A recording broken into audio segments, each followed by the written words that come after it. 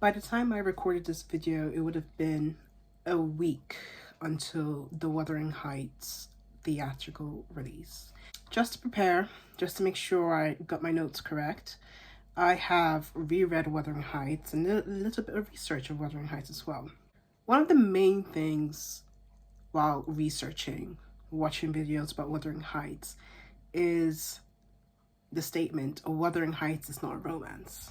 So Wuthering Heights is not a romance, especially based on what we see from the trailer, the poster, and even other adaptations of Wuthering Heights. Why is it viewed as a romance? The first time I read Wuthering Heights is when I was in sixth form. It was actually a text I had to study for my A-level exams. I even had the opportunity to go to the Bronte parsonage and I saw Emily Bronte's grave, let's say that. So you could say that I was slightly naive back then. But now as an adult and rereading it again and looking at the relationship between Kathy and Heathcliff, it's very evident that it's unhealthy, and yet it's viewed in a romantic lens.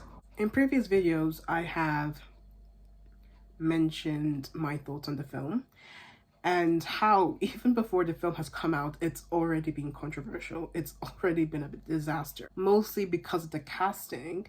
Then the trailer came out, and when I heard Charlie XCX on that soundtrack, I'm not gonna lie, I'm a bit nervous. I've mentioned, like, Wuthering Heights, yeah, it's not a romance. It's about revenge. I wish we had an adaptation of Wuthering Heights where we forget about Kathy and focus on Heathcliff and his journey in the world, facing racism, and then somehow making his wealth in a country that was very clearly racist towards him. And I think Bronte made it ambiguous on purpose. I've been losing my mind trying to figure out, like, what race is he? The point is that he is not white, he's othered, and that is the purpose of his journey. But alas, we have, I guess, toxic people that want to see a very toxic relationship. I believe that Wuthering Heights, the same way where you would say for the romance genre, like the enemies to lovers, for example, you would say, you know, Jane Austen was the blueprint. She was the one that popularized it through Pride and Prejudice. And now, because of Pride and Prejudice, we have many examples of enemy to lovers. I believe with Wuthering Heights is the reason. Wuthering Heights is the reason why we have a 365 days to try to convince the masses that this type of relationship is romantic. There's nothing healthy about their relationship. There's nothing really admirable about the relationship. And Heathcliff is a horrible person. I know we could say, you know, he's had a rough upbringing. Then again, I'm not the type of person that just because you had a difficult upbringing doesn't mean you get to be an asshole to everyone else. He's a horrible person.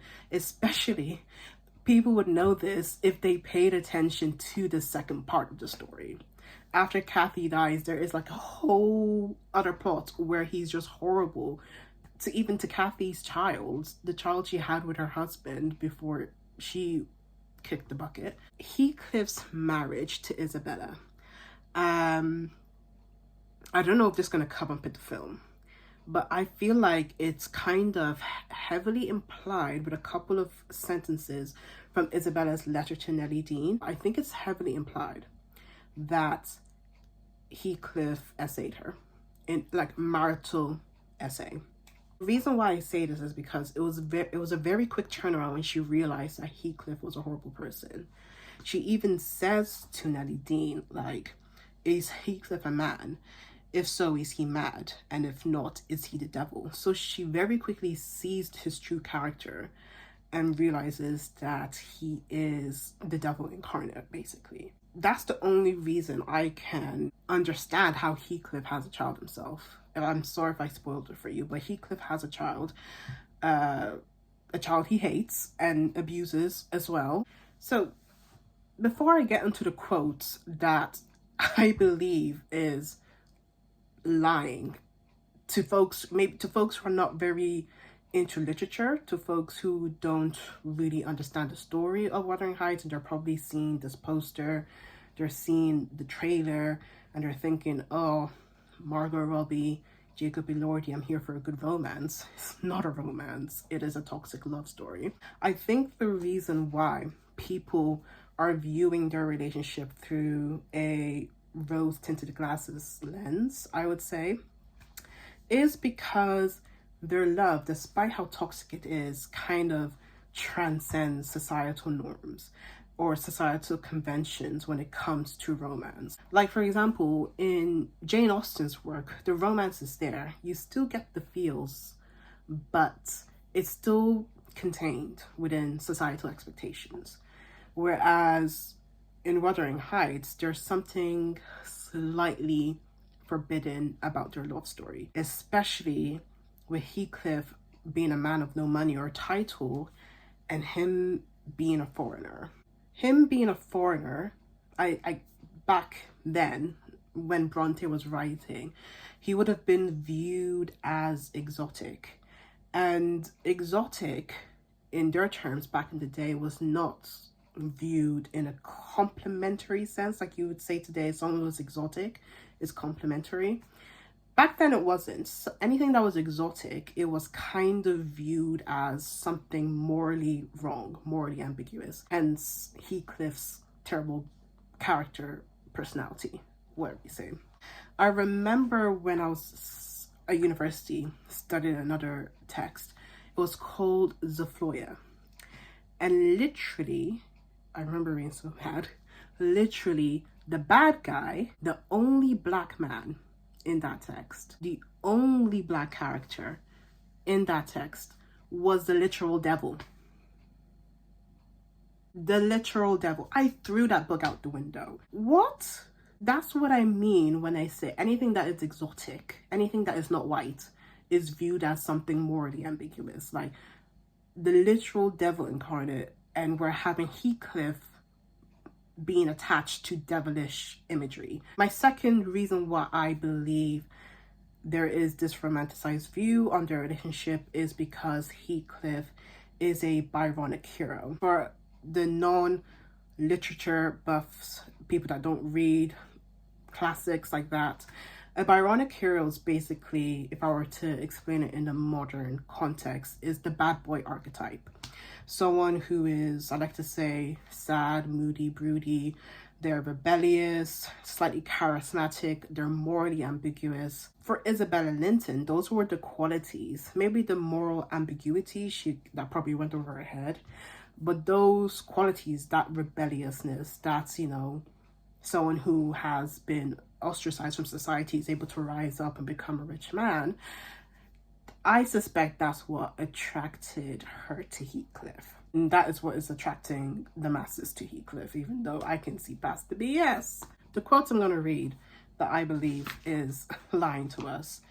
The first one, which is the most famous one: whatever our souls are made of, his and mine are the same, and Linton's is as different as a moonbeam from lightning or frost from fire. So remember when I said that Wuthering Heights is the blueprint for bad romance?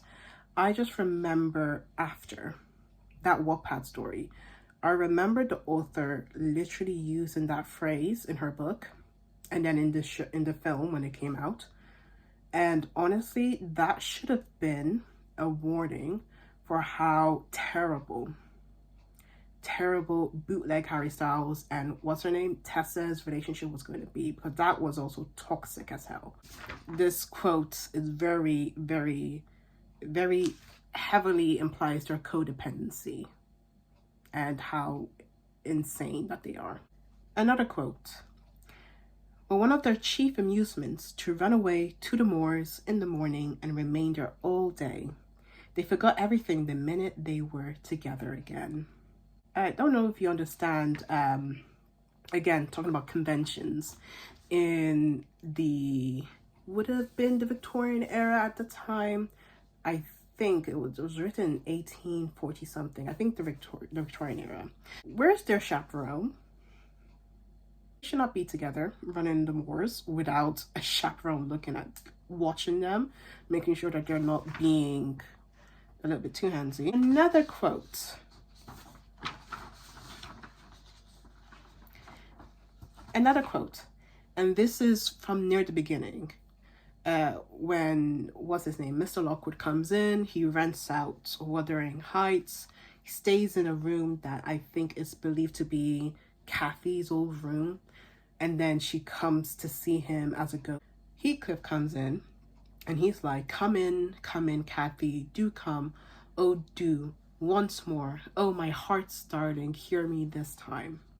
You can see how that could be romantic, where you would think, okay, he's lost his true love, she's died, he wants to be with her, he, you know, his love is so undying that he can't imagine to be with anyone else. But this is just a very unhealthy coping mechanism for Heathcliff to deal with her death. It's been 20 years and he's not moved on. And the last one, and this one is a little bit insane. So this is when Catherine dies. And then he's by her grave. And then he says, Catherine Earnshaw, may you not rest as long as I am living. You said I killed you. Haunt me then. The murdered do haunt their murderers. I believe, I know that ghosts have wandered the earth. Be with me always. Take any form. Drive me mad. Only do not leave me in this abyss where I cannot find you. Oh God, it is unutterable. I cannot live without my life. I cannot live without my soul. He curses her. And then he says, haunt me. It's just, I've been fooled to believe that. Wow, he really loves her. Wow, this is so romantic. My overall thoughts and expectations of the film. I don't think the film is going to cover the second half of Wuthering Heights. I don't think the film is going to focus on Heathcliff and his rise in society, his life as a foreigner, facing the racism, the ostracization, the way people look at him or perceive him. I'm just going to feel like, because I'm seeing Margot Robbie and Jacob Elordi, I'm just not going to be able to fully immerse myself because I'm just seeing them. I feel like Wuthering Heights would have been a good opportunity to pick a couple of unknowns, maybe up and coming actors. We don't know them. We're able to fully immerse ourselves in the story. I know that Charlie XCX soundtrack is going to be so jarring. Despite all that, I am hopeful. However, my expectations are very, very low. So I'm going to keep that in mind. Who knows?